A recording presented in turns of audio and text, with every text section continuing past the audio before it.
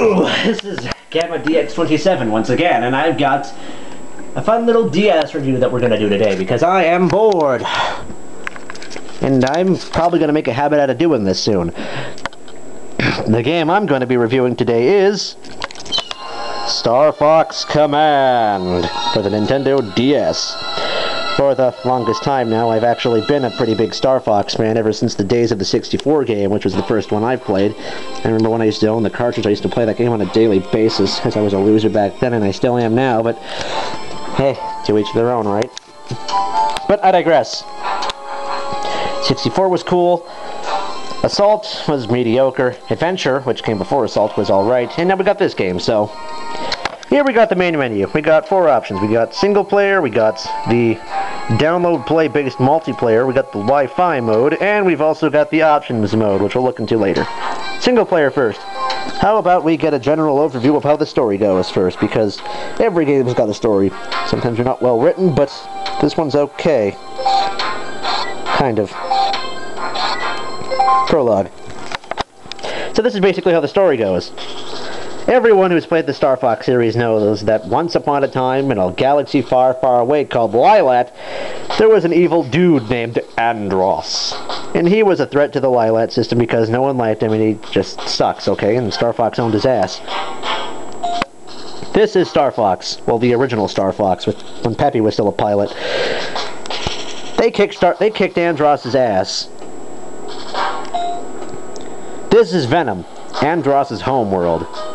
Venom was his home. No shit, Sherlock. And so, yeah. But Andross wasn't the only thing that lived in there. The other thing that lived in there decided to invade Corneria because they're total copycats. The new enemy of Corneria is the Anglar Emperor, who was an ugly son of a bitch. This is what he looks like. How the hell did he manage to get conceived? I mean, Jesus Christ. But anyway, he's basically the new Andross. He wants to invade the Lylat system, take over Corneria, blah blah blah blah blah blah blah blah blah. Star Fox, during the moment of peace that the Lylat system was in after the defeat of Andross and the destruction of the Aperoids in Assault, eventually disbanded because of personal conflicts between the members. Fox was the one who initially called the breakup, and he just hangs out with Rob now, the robot, right there. He's Rob. Peppy ended up replacing General Pepper as leader of the Cornerian army. Falco got bored, decided to become a solo pilot again. Anyone who has played, or at least read the manual in Star Fox Adventures would know that this isn't the first time he's done this.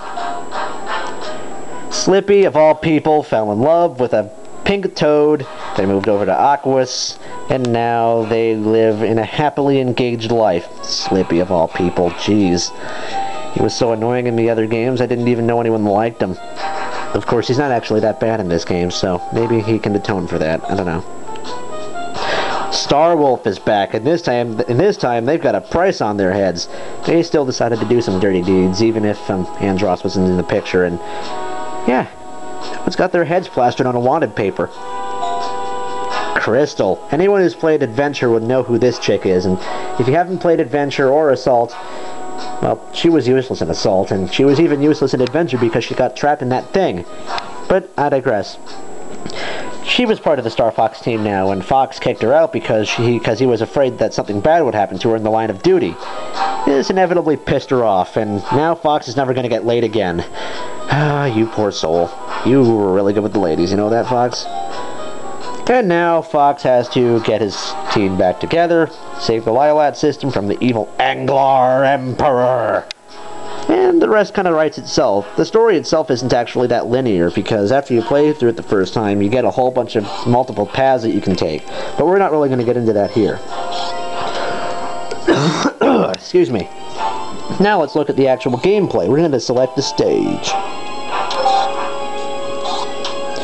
We are going to select a stage. We're going to play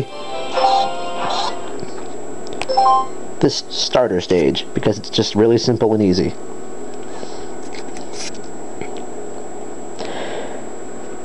this is basically how a typical map works. You got control of two different types of things. Oh, first I should say that this is completely controlled with the stylus. But yeah. We got control with two things. We got the Great Fox, and we got our fighter here, Fox. Great Fox and just regular Fox. When you click on one of your fighters, you can actually see their status on the top screen. In this case, you see you've got Fox, who's got the single laser, single lock, capacity for 2 smart bombs, an OK shield, a pretty decent boost, and a 2-second boost bonus. Now this is turn-based, as you can see here, you got 4 turns. And in each turn, you basically tap Fox with your stylus, draw a path for him to follow. Ooh, what's that? But yeah, so you make a path for him to follow. End your turn. He moves on that path. As you can see, there are also enemies about. I gotta collect 21 of these power cores, which I'm obviously not gonna do, but you know. Now we're gonna show you some of the combat in this game.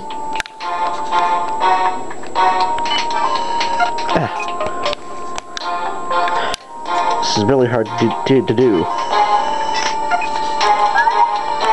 Now we're gonna start fighting people. We're gonna fight this base. Oh wait, I got 2 people on me. Crap. So basically now this is how it works.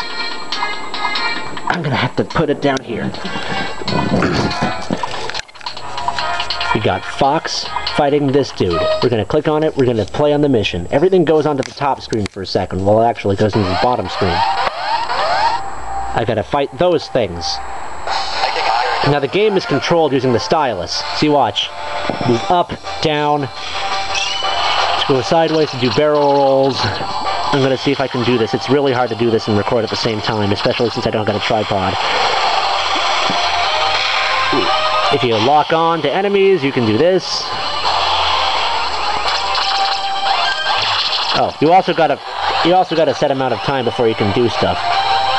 You can also execute regular moves like barrel rolls, oh sorry, U-turns, and somersaults, and then this is a U-turn. Barrel roll by doing this.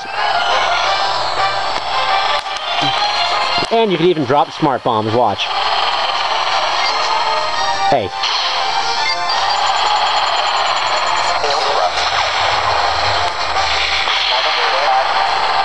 Now, of course, I didn't really seem to hurt him, so, you know.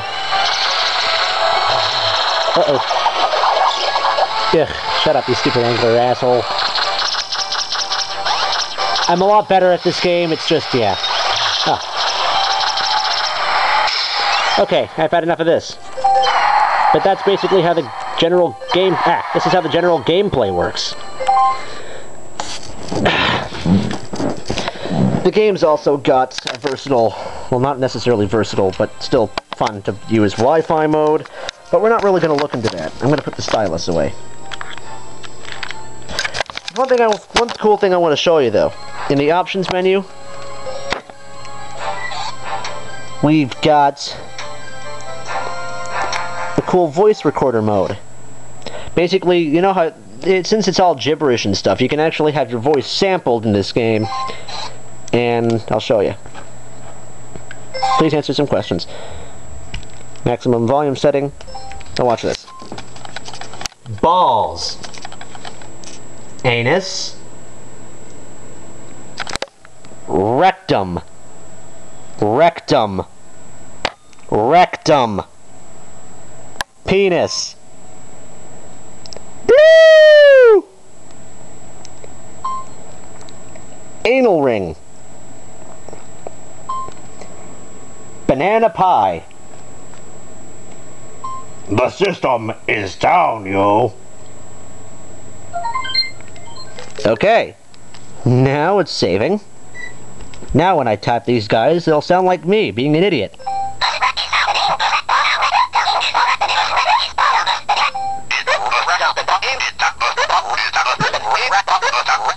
Kinda sounds like the guy from Korn.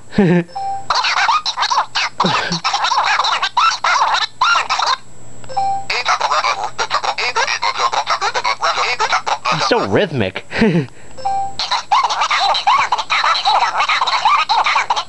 Jesus Christ, he sounds like the miniature Tasmanian devil. Ah! But yeah, that's kind of a cool feature. The magic of sampling.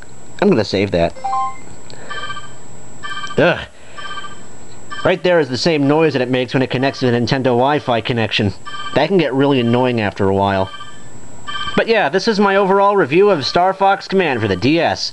I'm gonna give it a 9 out of 10 because it's really addictively fun.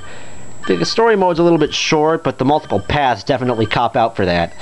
This has been Gamma DX27 with a review of Star Fox Command, and I promise my reviews are going to get less sucky after this. But until then, good day!